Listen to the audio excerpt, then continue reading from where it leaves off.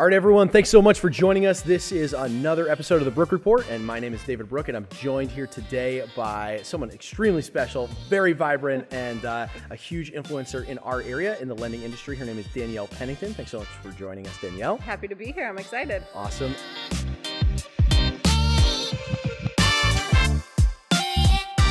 We are in our brand new Southington office, which I'm super excited about. And Danielle, where are you from in Connecticut? So I am born and raised in Prospect, Connecticut, which most people probably will have no idea where that is. It's a very small town. And I actually still live there now. It's one of those places you never get to leave. Oh, so were you like a townie, like you grew up there and like? Kind of. Did you marry a high school like sweetheart? I did not. No, I didn't go that far. Our town is actually so small, we didn't even have a high school. You had to go to a different town. Oh, well, yeah. That's fun. So, but no, I met my husband later in life. That sounds awesome. And did you play any sports when you were in high school? Softball, yeah. You did? I would like awesome. to say I was good. Well, I'm going to just like give you some softball questions today. Okay, yeah, absolutely. Because a lot of people like who are watching this, small business owners, real estate agents, lenders, et cetera, those guys who are building their business, mostly in the real estate space, they want to know some of the top habits that are out there. And as we continue to talk about excellence in the space of real estate, I just thought that it would be extremely fitting to have you on the show because my estimation of you, I was probably way short. I'm gonna be honest. And I was like, I remember the first time, I was like, oh gosh, here we go. And the reason is because I was introduced to you through a guy on our team, Lou Raven, and when I heard about you, he was like, honestly, one of the best lenders I've ever worked with, blah, blah, blah. I met her like in the investing space. And obviously we can talk about like your investments and stuff like that later on. But I was just like, I already had like my select group of people and it was like that little, I don't want to say it's like a clique or a club or whatever, but it was, right? Yeah. And then here you were as like this new girl coming in and I was like, Lou, like really? But then I talked with you. Right? Yep. And the thing that jumped out to me the most about you was your attention to detail, the healthy amount of skepticism that you have in the real estate transaction space, and your the incredible amount of follow-up that you do, not only I'm guessing with the consumer, because at that point I had no idea, but also with the professional who was that you were dealing with, whether that was the attorney or whether that was the real estate agent involved. And so at the start I was like, I don't know. And then when I talked to you, my mind shifted. So I'm stoked that you're on this show today. It's going to be great. And so for any of you guys listening who are, real estate investors, real estate agents just getting started in, this is a do not miss episode. So Danielle, I'm going to just start get right to it. Talk to me a little bit about some of the habits that you see because you deal with a lot of teams across the state of Connecticut. Your business obviously has grown exponentially. What are some of the habits that you're seeing that the best real estate agents convey and exhibit in the process of doing business with you? Yeah, absolutely. So we all know real estate agents, I hate to say it, but they're kind of a dime a dozen. There's a ton of people out there in the industry. Sorry. There are. Yeah, exactly. There totally are. And some people get into it thinking this is going to be easy, a relaxed way to make money, and they take a casual attitude towards growing their business, and they don't really put as much effort into it as if they had a boss hanging over their head, following through and making sure that they were staying on track with things. So one thing that I have found the most successful agents have is that they are the expert in their field. They want to learn and grow and be knowledgeable and build teams around themselves of other experts so that they really are providing their client with the best experience possible. I think that's it's so paramount because, for me, I talk all the time with my real estate company about we're not looking to produce satisfied customers. We're looking to produce an excellent experience, right? Because no one is like, okay, cool, I'm satisfied, great, let me do that again. No one's talking about that. Everyone's talking about it if you have an amazing experience that happened. But why do real estate agents get into this, with this unlimited income, flexible schedule? Why do they do that? So I think honestly the income is what's most attractive. Same thing with lending, right? They really mirror each other. What people don't realize is that you only get out of it what you put into it. So if you think that you're just going to sit back and be casual and not learn and not be the expert and not really grow yourself and have systems in place and be looking for new business all the time, that it's going to fall in your lap. And it's just not. You have to have the personality of being a go-getter, never stopping, never getting relaxed, and not everybody just has that innately in them. Yeah, so I think there's like a few different modes that I've had to like really grasp with when it came to my business. I did not understand it, and maybe like you, I was like, okay, if I'm going to show up to anything, I want to be the best. Like honestly, like is there a number one? Yes, there is. Like great, I'm gonna be there in 2 years. I remember when I would join a new brokerage, like when I was just like starting out, I'd be like, okay, who's number one in this? And they're like, oh, it's that guy or it's that girl. And I would be like, okay, I give myself 14 months and I'll be number one. And I would push myself to no end in order to do that. Why? It was not just like to say, oh, I'm number one. I don't need that ego boost. I want to know for myself, what is my potential that I have in whatever space that I enter? That's what I want to know. I'm always testing myself to see what my space is. So give me the idea for you, like what you know, successful individual agents, not successful individual agents, successful team agents, and like non-successful team agents. Some of them will have like some similar habits to them that are there. I think you're setting like a level set as to like what is going to be required of this business. I really want to understand, do you think it's just the income that attracts people to this business, or is it also like that quote unquote flexible schedule? Well, definitely. We see a lot of people that get into the business because they're sick of the 9 to 5, or maybe it's a second career for them. To be quite honest, I went into lending as a side hustle. You know, I had left teaching. I was out of that full-time career mode. I had a daughter, and I was just looking to make some extra side money. It's funny. To, you know, be able to go out for martinis with my girlfriends when I wanted to. And that's even how I got into it, thinking that I hated sales, thinking that I wasn't good at math, thinking, you know, all of these negative things, not knowing that making that change and that decision was going to catapult me into really becoming a different person. I didn't know I had this in me.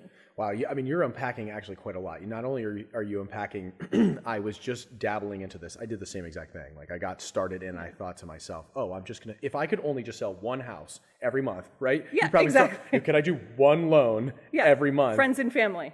That's it. Yep. And then like, you're like, oh, I can make a few extra $1,000 and like, that's your martini money. For me, it was like, okay, that's some vacation money. Yep. It's funny how that happens and you have some preconceived ideas of what it's like. And then all of a sudden you get into it. And like for me, I realized like this job kind of requires it all, right? To do it well. Yes. I mean, absolutely. to say the least. So a couple of things. You also impacted like some massive character development and like even becoming a different person because it unlocks part of you, doesn't it? It absolutely does. What was that for you? What was like the biggest thing that unlocked inside of you as you grew? To me, it was really seeing that there was no ceiling, right? Yeah. When I was teaching, it didn't matter what I put into it. At some point, my salary was going to cap me, right? I could not continue to grow and grow. And when I got to the point of seeing that I could, that this could just keep building, and when it gets too much that maybe I can build a team under me similar to what you did, it's that endlessness of finding out what's next, right? Like, I never thought I would be here in my career and have grown this big, but I'm saying to myself, okay, now what, right? Like, now what can you do to keep it going? Yeah. I think for some people, they view that endlessness as both a challenge, or in some people view it, they actually become intimidated by it, right? So like some people who are motivated by growth for the sake of growth view it as a mountain. They're constantly climbing that mountain to an endless summit, right? There is no summit to it. It looks like there's a summit, but it's a mirage. But as you continue to get higher, you can look back and see more of what you have accomplished, or like you get a better perspective. The air is different as you increase there. For other people, they almost view it as an endless ocean, which is lonely. It's like I can keep going as far as I want, but there's no shore to reach at the end of it. And I think that there's two different perspectives. And that's why I feel like some people, they view this real estate thing as like this side hustle, and they go in the individual route, they isolate, they do their own thing. Yep. And then other people, like I've seen yourself do, they view it as the summit, and they're constantly looking to how can I grow my organization around me? How can I get better systems in place? And how can I get better habits? So what are some of those like habits again, like you talked about it, but I think I detracted a little bit there. Let's get back to some of those better habits that you've seen top real estate agents exhibit. Sure. One thing, and it sounds so easy, and I don't know why people aren't better at it, is follow through. They think that, some agents think that if they have a conversation once with someone, I'm thinking about listing my house in the spring. I have some work that needs to be done and paint it and this, and that. And the real estate agent just assumes that that person is going to call them in the spring because they had the initial conversation. Correct.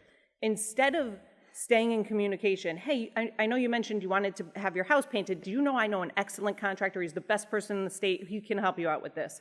While you're working on it, maybe we should be talking about what kind of furniture staging we can do to make, follow through, make sure you're staying in contact with people. And that looks different for everyone. My method of follow through is insane. Somebody else would hate it. I set a reminder on every single email I send out with a follow-up date for that. When I wake up in the morning, I have like 100 reminders to look at.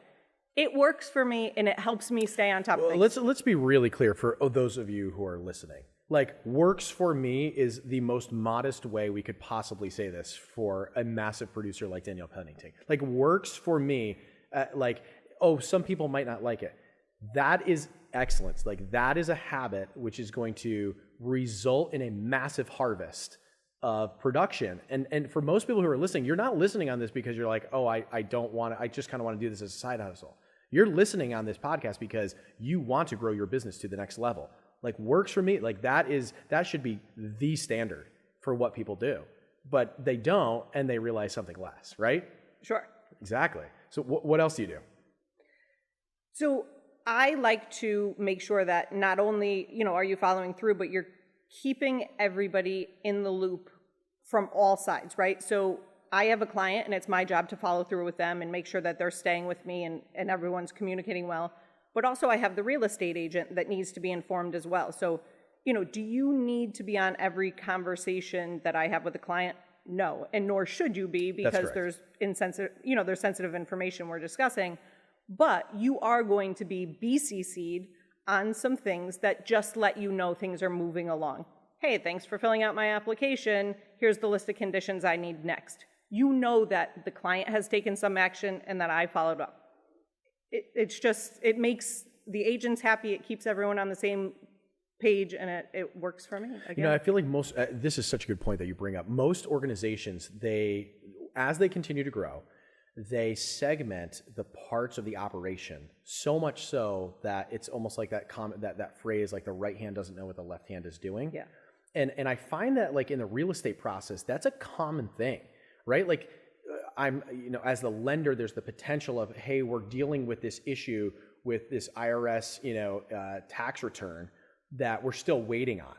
But because there's lack of communication in that process, the buyer agent does not know how to communicate that or doesn't understand. They're just like, hey, we're waiting for mortgage commitment. Like there's this like drawn out process, which is like, hurry up and wait. And we're waiting for you to do your job and provide funding. But we don't actually know what's going on. And there's a delicate balance of the information that you can provide, right, legally.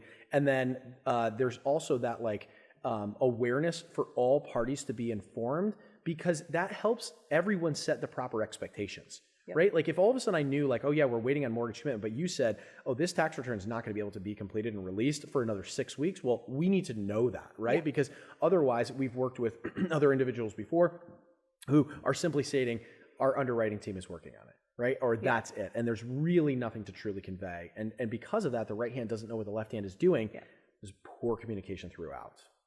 Yeah, absolutely. And one thing right now that I'm looking to implement, which will make my business and life even better and easier, is milestone updates. So instead of you having to think about asking me the question, hey, has the appraisal been ordered? Do we have the title in yet? Where are we on mortgage commitment? You're just going to get an automated email whenever those things happen. Hey, this person's pre-approved. Here are the details. Go look at houses. Next up, we're under contract. Great. It's been submitted to underwriting. It's back from underwriting. We have a conditional approval. So that way, everyone does know what's going on. You don't have to talk to me specifically. You don't even have to remember to ask the question. Well, I think too that's that's important to talk about with just level setting expectations. I had a friend in the business who used to say to me, she says, if I get an inbound call to ask for a status on wherever we are in the transaction, I have not done my job. Yes. Right? Like no one should ever ask like, hey, so what's next? It should always be set that here's where we are in the present. Here's the next thing that's on the docket and whatever subtasks need to exist in between. And here's when all of these should be completed by.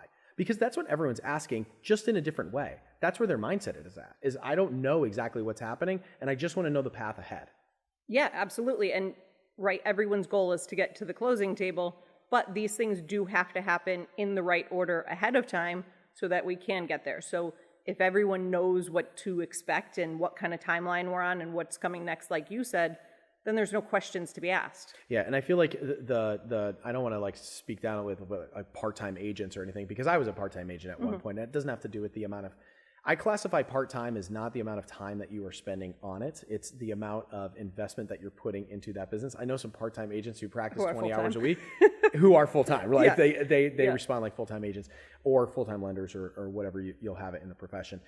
We know that the inverse is also true, like this lack of communication. Do you see anything else expectation-wise with real estate agents or habit-wise with real estate agents that you're like, hey, listen, here's my advice to those of you getting into this business or those of you who are already in, like, is this you? Because it really trips us up as lenders, or I see less successful people, exhibiting this. I know that's kind of like a pointed one, but let's just go there. Yeah, it's hard because we have these shows, Selling Sunset, Millionaire, whatever, Los Angeles. And that's what people think it is that they're going to get into it and have a team immediately under them and have an admin to do the work for them, and that it's just going to be this glamorous thing. And really, in the beginning, it's about going back to that educating yourself and being the expert thing. I mean, really, that's what sets people apart. I can tell right off the bat, there are some real estate agents out there who have not read the contract that their clients sign every time they are buying or selling a house. They'll call me and ask questions, and I'm like, it's in your contract, like, so that's the difference maker, in my opinion, is if you're going to do it right. Like, don't just get into it because you think it is glamorous, you're going to make a ton of money, because you're not if you don't build with the right blocks, right? That's right. Well, you talked about also like building with the right blocks. You talked about like people creating a team around themselves, and I've spoken about this with other professionals as well. Like it doesn't necessarily refer to just like a real estate team, like that like I run, for instance. That's a different type of team. Yep. You're a part of many real estate agents' teams. Definitely. Right, along with other professionals. Like, and I think like some of the best in the business actually pick those teams and then stick together because you play well together. Definitely. So first and foremost, Brooke Group, demand excellence. You're not going to have a crappy lender on your team, right? You have to know that if you refer somebody to me or a different lender, that the job is going to get done. And the same has to be true of your attorney. Your insurance person has to be an expert in their field. You have to have contractors. The teams go on and on and on, home stagers. There's just so much multi-layeredness to our business that if you aren't surrounding yourself with other professionals that are good at what they do and as good as you, it's going to reflect poorly on you. And that's really what the biggest thing is making sure that our customers are happy the whole way through. If you send them to a lender that isn't good, isn't communicating, they don't know what's going on, that looks bad for you. And so I think that is another thing that has really driven my success is I try to make the consumer extremely happy throughout the entire process so that you look good in the end as the real estate agent. Absolutely. It's funny, like this is one of those unique industries that we get to pick a dream team regardless of your production level. Like I'll say that again for those of you who are like getting started into this business. You get to pick a dream team regardless of your production level. If you were to get into the sports arena, right? And you were, let's pretend Brady didn't retire, right? And you were like, hey, I'm going to play football. Who would you want as your quarterback? You would want Tom Brady. Like Highly likely. Are there other great quarterbacks? Sure, pick a great quarterback. But why are we out there? We have the ability as real estate agents to pick some of the very best lenders. It's not like, oh, I would like to work with Danielle Pennington, but she's so busy with the top that you can't actually call her. That doesn't exist. Nope. You can be absolutely brand new and say, I get to pick the dream team for all of real estate. Who am I going to have my clients served by? Imagine you could pick, all right, you're a delivery service, and it costs you the same to deliver your goods in a Maybach that it does in a Kia. What are you going to pick? If it's the same exact price, what would you do? You'd pick the Maybach all day long. But that's the ability that we have as real estate agents, but we'll take the alternate because someone like bought you drinks once. I was just going to say, new agent comes on and, like vultures, lenders are reaching out, can I take you to lunch? Can I take you for drinks? And they think that's part of it. Like it feels glamorous to them. And, if this person's willing to buy me a drink, well, yeah, I'm sure I'm going to send them a deal. Yeah, then maybe they're successful, right? Yeah, and it's funny because I was speaking to a real estate agent just yesterday who said they went out and they were having lunch for their birthday and ran into 2 other lenders. And I'm saying, I know what they're probably doing out there and recruiting and looking to build. But I'm like, I'm at home working, right? And I think that's one of the things that sets me apart is, while all of that is fun and glamorous, it's really about working hard and like getting the job done. Yeah, it's funny. So do you see lenders, real estate agents actually practice? I do want to like understand your perception of it, just because you are on the other side of the table, or you hear from the consumer as to them saying like, I wish my real estate agent would do this. Because honestly, like I was talking to some real estate agents the other day and I'm like, hey, do you think that the best people in sports like don't show up for practice, don't watch film of themselves or their competition playing? Because they absolutely need to do that. Like I was indicating to a few real estate agents the other day, if you use, for instance, a Zillow Premier agent as a lead source, you should be logging in at least once a week to listen to your past conversations that you have had with those potential buyers. And ask yourself, would you do business with yourself? Yeah, how did that go? Because honestly, like sometimes the amount of energy levels, or did you ask the right pre-qualifying questions, or whatever it is, did you do your intake really well? Did that actually end up in a client relationship? Because if not, like let's watch the film and see what we can do better. Do you see that in your industry, or do you see the top real estate agents doing that? Yeah, absolutely. So one of the things that really helped me with that is when I was first starting out, I felt like every conversation was a little bit of a scramble. Like I have to remember to say these things and I have to remember to ask for this. And one of the ways that I got really better was to systematize everything.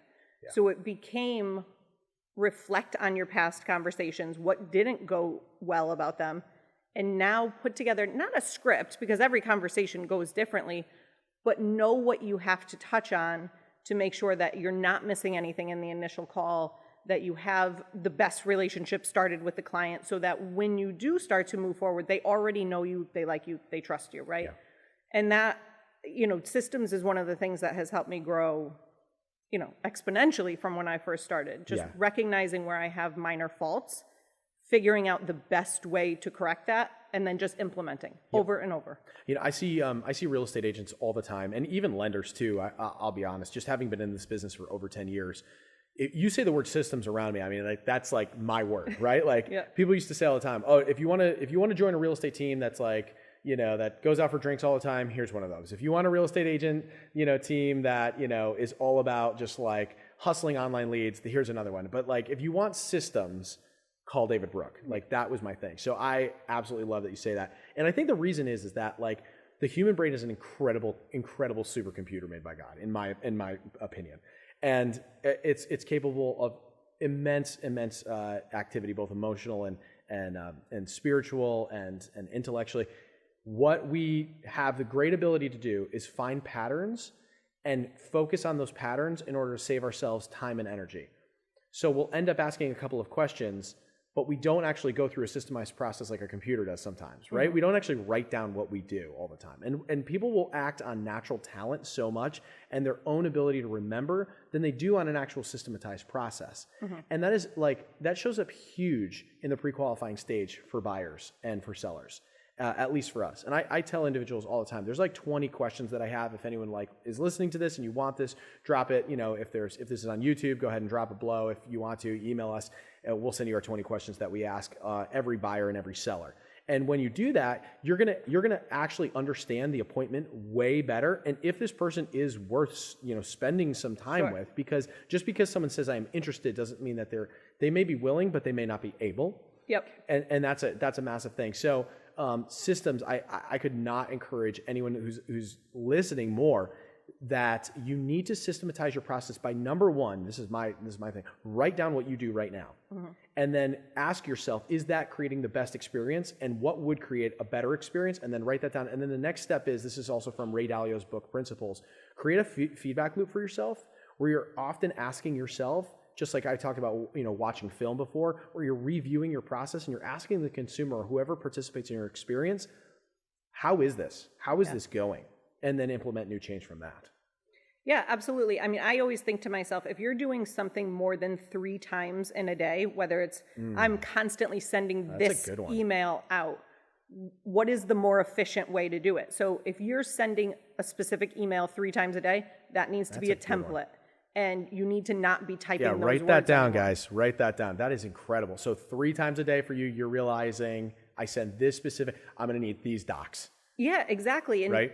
Before I was requesting them, and now I'm just hitting a new email signature. I must have 25 email signatures. This one is for docs. This one is, and all the information's there. It's systematized. It's quicker. It frees me up to be doing more client interaction. I find that whenever I have a systematized process for nearly everything in the real estate process. And I find that whenever I go outside or go off script, because it's funny, we can, if you're listening and you've been doing real estate for 5, 10 years, whatever it is, you've done a lot of transactions, you've done a lot of loans, whatever. It's easy to be like, oh, I got this. I'll take that call in the car, right? I'll take that call and you go off script. It's one thing that like I'll skip and I'll find like in my process, that's the item that shows up, right? Yep. Like I remember one, it was such a funny one. It was in Farmington. It was a little condo and I had gone to the condo before and I had gone through my whole process. It was detailed. The seller, she knew everything that was going on with it. And then we were going to list it. And like the week before she was like, no, I'm going to keep it rented. And like 2 years later, she calls me back and she's like, hey, let's get this thing listed. And I pulled up my past notes and I had gone through, I was like, I don't really need to go through this whole thing again, right? She already knows that. I just updated the price and sent it over to her.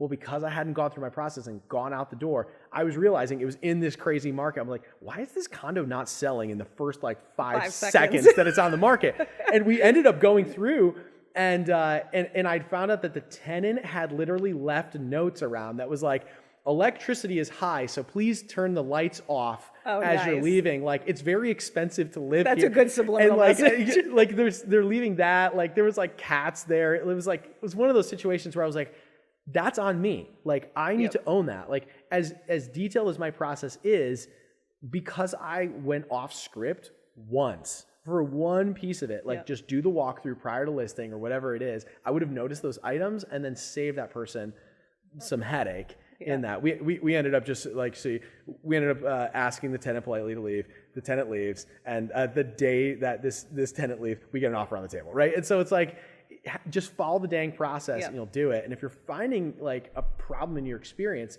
it may be that your system is just not written down and you're not following it every single time.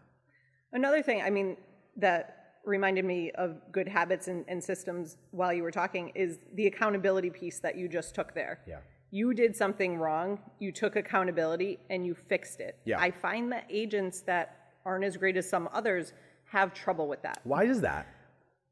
I call it the blame game. Okay. Right? So here's the thing. We all make mistakes. Things happen. You didn't follow your systems. You should have went out to that condo. It probably could have been priced differently to sell, right? Absolutely. You said it to yourself and you made a change. I find that in this industry, a lot of people don't want to look bad, right? Like they don't want to be the one that caused the problem.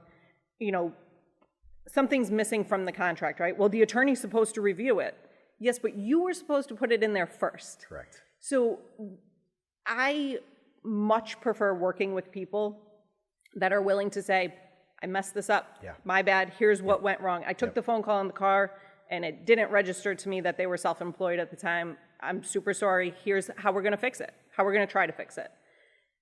People struggle with that. Yeah. And, you know, it's just an accountability factor. Are you comfortable saying, I messed up? Yeah.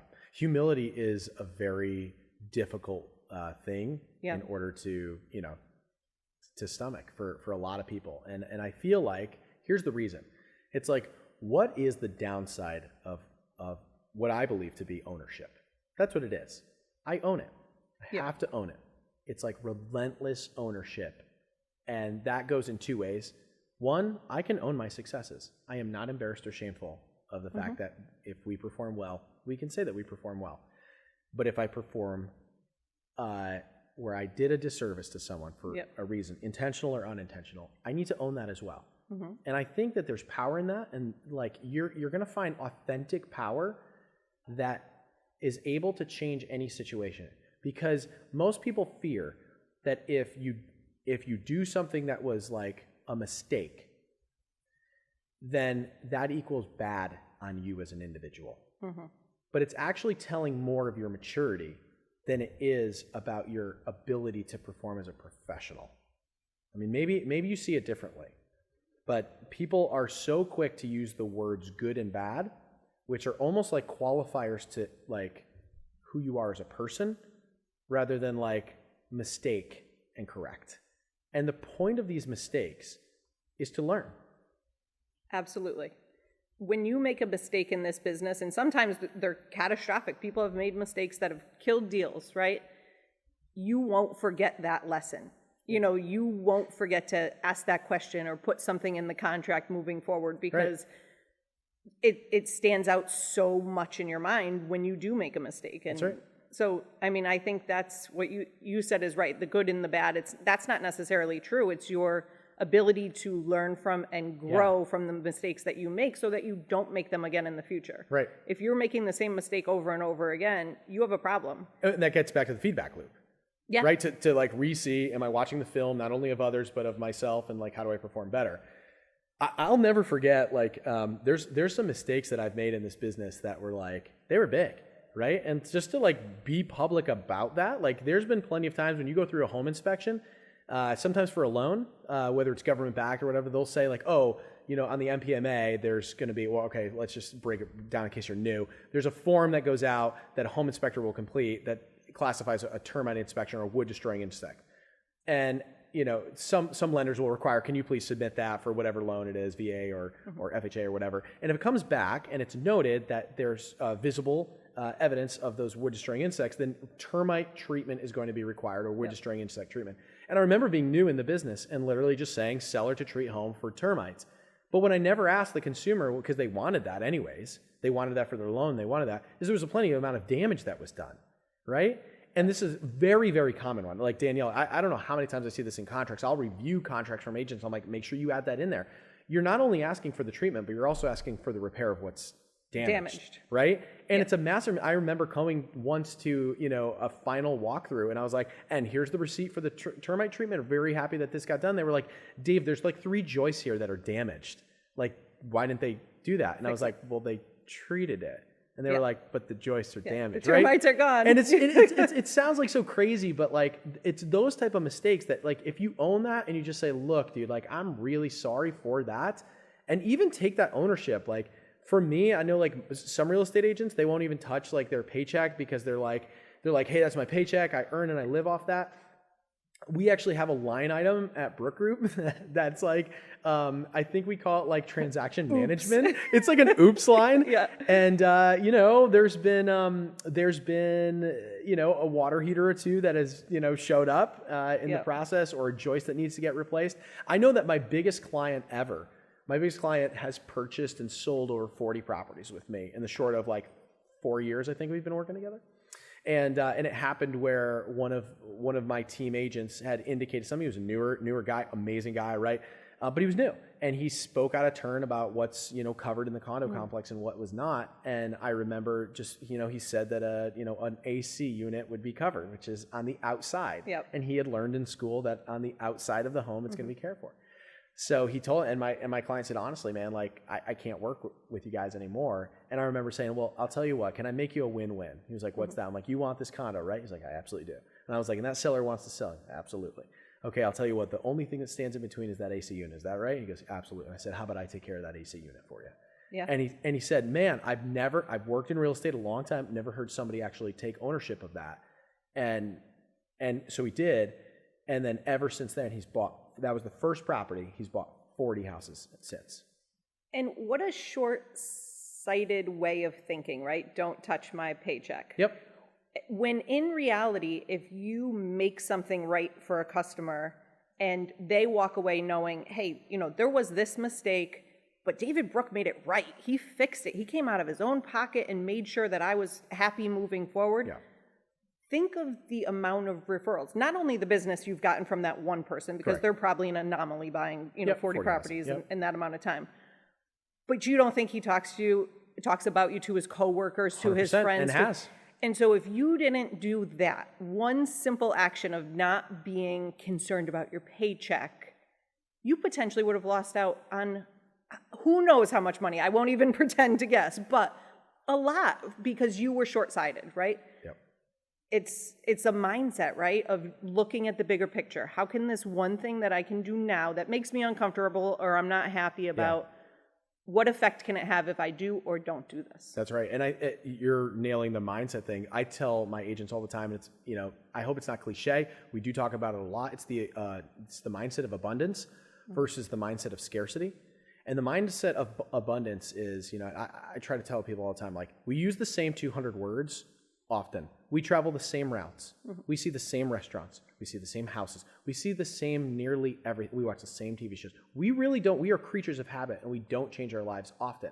So you don't really realize, like, how big this world really is and how many people there are. Like, if there's billions of real estate being sold every single year in the state of Connecticut, why are you so concerned if someone else got your $250K listing? Like, don't worry about that. Like, there's so much out there. When you have that mindset, you also relax, and your customer relaxes around you.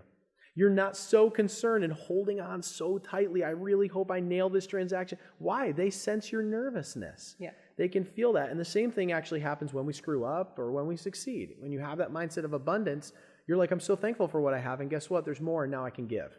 Yep. Right? But that never results in that. But it's an interesting thing how those mindsets will play out in our business. I wanted to talk just a little bit more just about where you see some disruptions in the business that are kind of happening in lending. I know there's like a lot of online places that you can get mortgages. And do you feel like that's been a disruptor in your business? Do you feel like that's attractive to the consumer or even to the real estate agent to use something that's like more digitally based? Like, is that disrupting your business in the same way that Zillow or Redfin or anything like that is disrupting ours? So it is, because, right, our natural instinct nowadays is anytime we want something or need something, you hop on Google and you start there, right? Yeah. So you're going to automatically, if you look up what are the best mortgage rates in Connecticut right now or mortgage lenders in Connecticut, you're going to be inundated with, and I won't use any names. Yeah, just I totally understand. Yeah, I mean, but they're call center mortgages. These are people who are making $14 an hour, sitting in a warehouse, answering phones, pretending to be loan officers. And I get it, because you're attracted by the teaser rate that's online, and it's something that draws you in. But if you really want the experience of knowing that you are going to get the best possible mortgage, you have to really talk to a professional. So it is disruptive in the sense that that's usually the first piece of the puzzle that people see, is this online,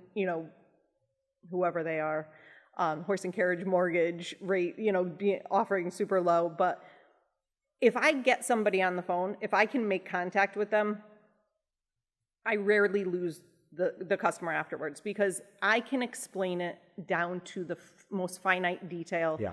I'm going to make you feel comfortable. I'm going to let you know what to expect.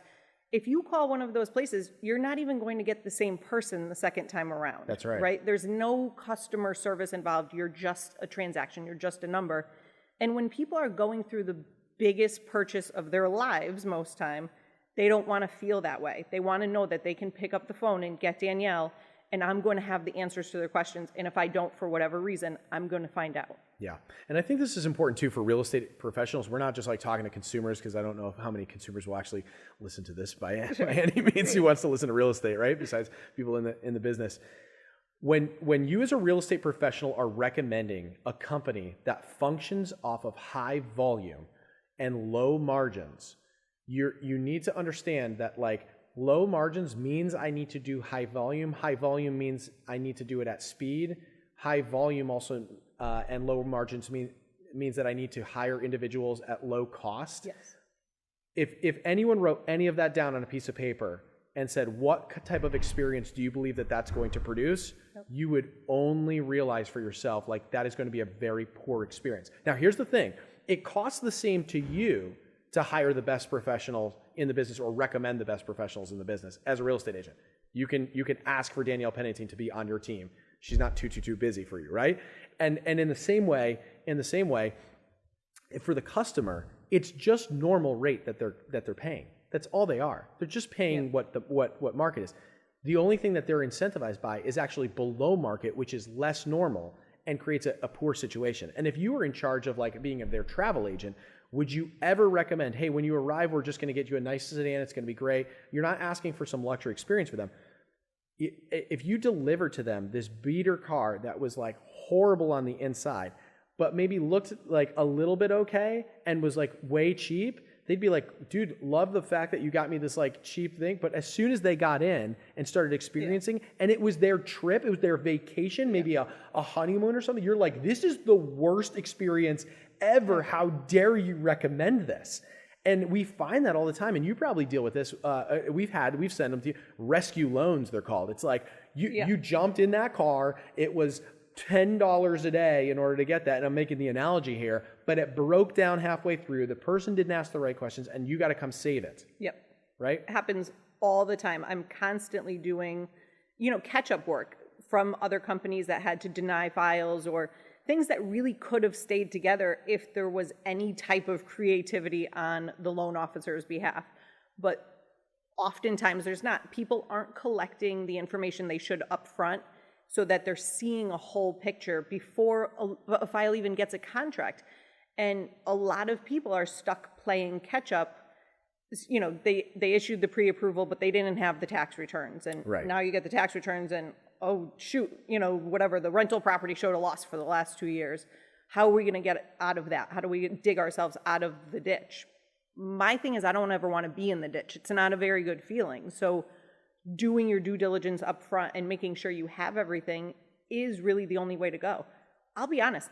I called one of these big companies one day, and I told them I made $1 million a year, that I wanted to buy $1 million home, that I had this much in debt, and I had a pre-approval in minutes.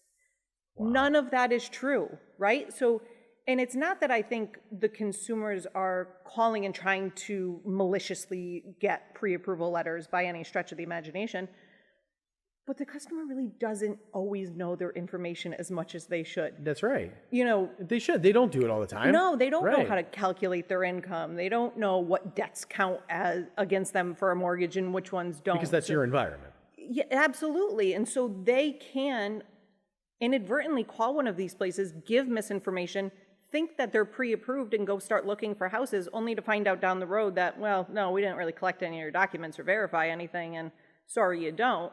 That's a terrible feeling for everyone. And I think that the reality is there's two things that are happening with these types of businesses. One, because I am not local, I don't have to see you in the grocery store when I deny your loan, right? Yeah. Like I don't have to see you again. Yep. And even if your realtor recommended, like even if they call back to me, it's going to be a new person in the call center making whatever they make it out, taking my information. It's going to be a new person. So it's a high churn for both the employee, whoever works there, along with the real estate agent and the consumer. And their business model reflects so many yeses up front that we're willing to take. It's a numbers game for them. We're willing to tell everyone yes, or nearly everyone yes at the start, knowing that no's will happen on the process. But if I get enough yeses here, I don't care how many no's I get halfway through, there's still plenty of yeses that it gets to the end. And we actually do this thing where there's a normalization of like failure here that happens with them, that we're okay with a certain amount of failure, that we know that at the end we're still going to be making X amount of dollars, so they're okay with that. What they don't care about is the experience of all those who got no's in between that could have been yeses, because the information is not done. What I've known about your experience a little bit more, and some of the top lenders out there, there's far more no's right at the beginning. Yeah, it's a higher wall, and once we know that you can get over that wall and you can do well, then it's going to be yes throughout the rest of the process. Yeah, absolutely. I couldn't agree with you more, and you're right. That whole factor of, if I give a no midway through a process while we're all already under contract, David Brooke's not going to pick up my phone call anymore, and he's surely not going to be sending over clients to me. So I know that I have a responsibility to you to do my job right. This person who's sitting in Phoenix, Arizona in a call center doesn't care about David Brooke, doesn't care if you call them back, isn't relationship based. And you're right, the no's are easy, right? Who cares? Oh, this guy got mad at me. So what? On to the next 12 that I have coming in. It's just, in my opinion, I don't know why anyone would want that from their lending experience,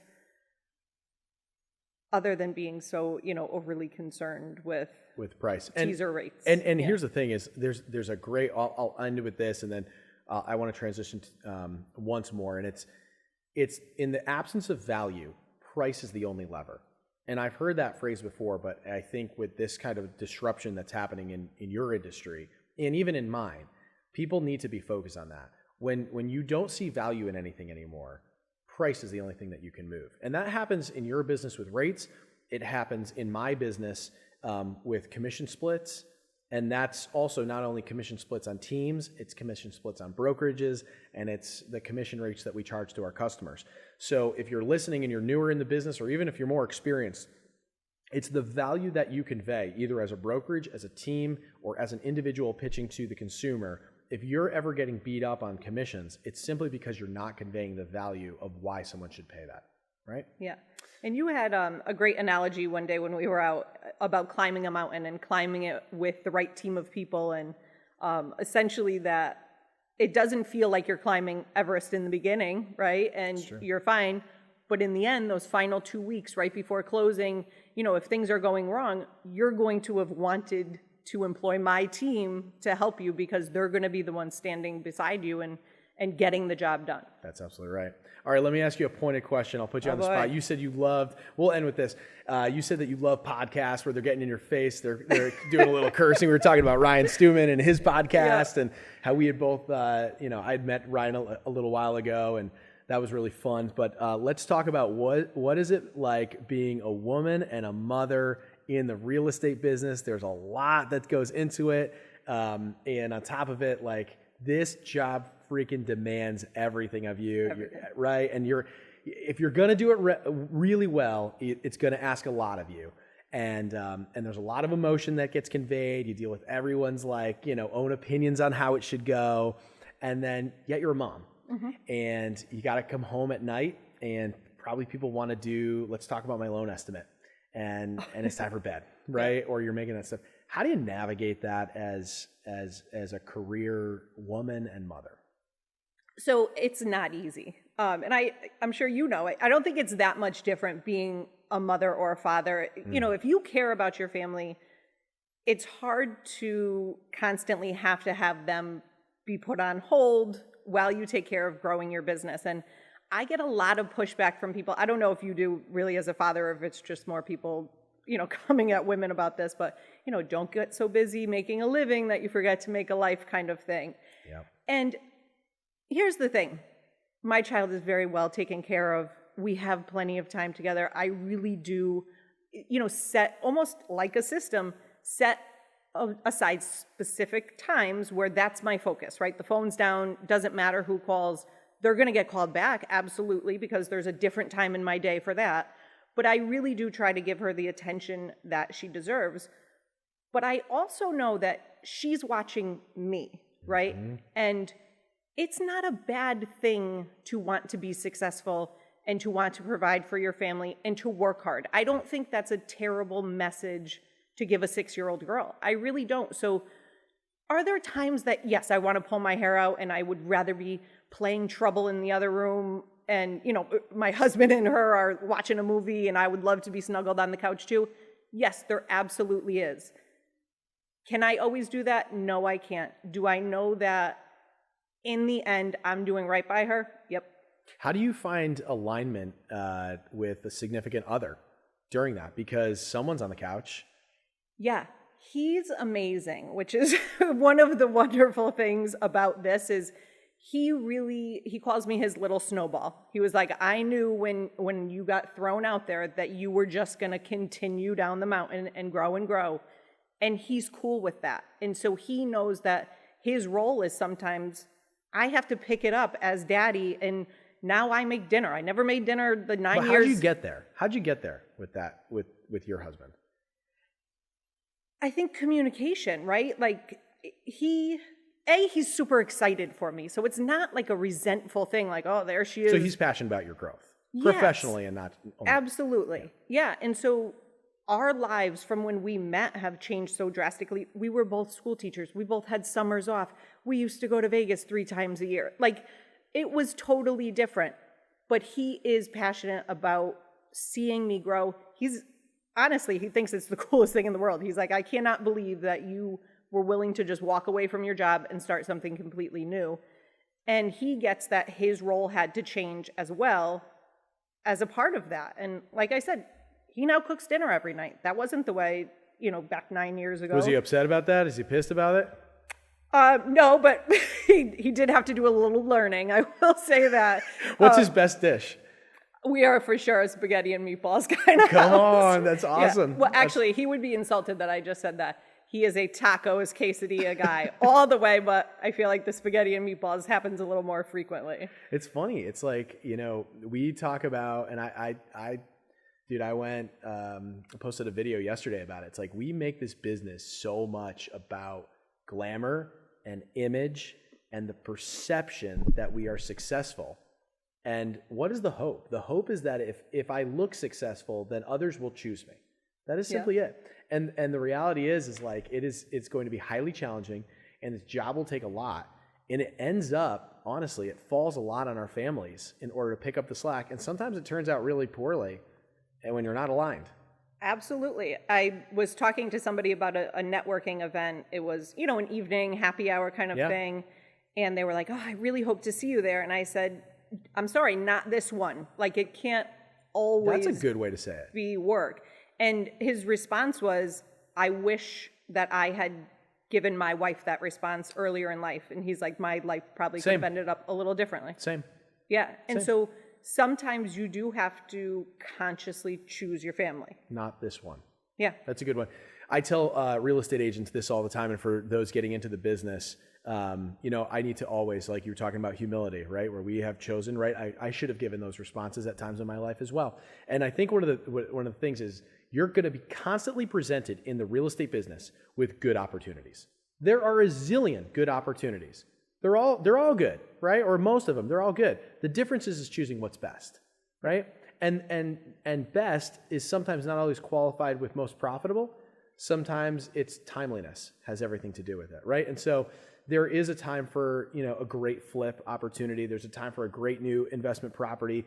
You have experience with that, but maybe not right now, right? Maybe there is other things that, you don't need to do everything right now. You don't need every single listing out there. And again, that results back to some abundance mindsets, right? Like I don't need to absolutely kill myself to get to this networking dinner because it's not the only one. Absolutely. Right? There's going to be another. Yep. And then for you and your family, it's like she's only 6 once. I know. Right? Yeah. That's a fun one. Any challenges with being a woman in the business? To be honest with you, I don't have that type of mindset to say, I'm a female in a man's world. I don't really get behind that. I come to work, I do my job, I work hard, I think I'm good at what I do. Have I run into people who think that, I'm as successful as I am only because I'm a woman, and that mostly male real estate agents refer to me.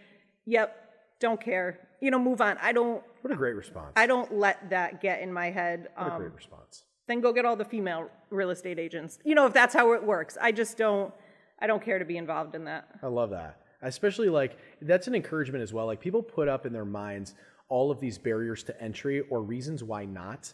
They'll list them all out in their head. They'll list their gender. They'll list I'm not good at math. They'll list I'm not good at contracts. I've heard everything, when it comes to real estate. But I have, real estate agents who I partner with that are like, look, I'm not great at contracts. I'm going to call you all the time for that stuff. But I know the Greater Hartford Association of Realtors contract inside and out, right? If it comes to adding on something new, I've bolted on a team around me of great attorneys or a team leader or whoever, a broker who's very good at this. And so I'll be able to work with that stuff for their shortcomings. And I think for you, you've been a testament to, I'm a teacher and I can take a very stable job with a great pension or whatever it is, and then transition into self-employment essentially. Mm-hmm. And then I can overcome any other challenges and make myself successful based upon the mindsets and the habits that you have. Yeah. Awesome. Sounds so simple, right? Yeah, it's simple but difficult, right? So I just want to thank you so much for joining me on this episode of the Brooke Report. You are going to be inspiring someone who is brand new in the real estate business, whether that's a real estate agent or a lender, someone who's getting in for an investor, who are listening today. And I'm thankful for how diligent you are in all your efforts for your clients, your attention to detail, your healthy skepticism, all of it. So appreciate you as a partner in this business, and hopefully we'll have you on again soon. Well, thank you for having me. I appreciate it. All right, guys. Thanks. Have a great day.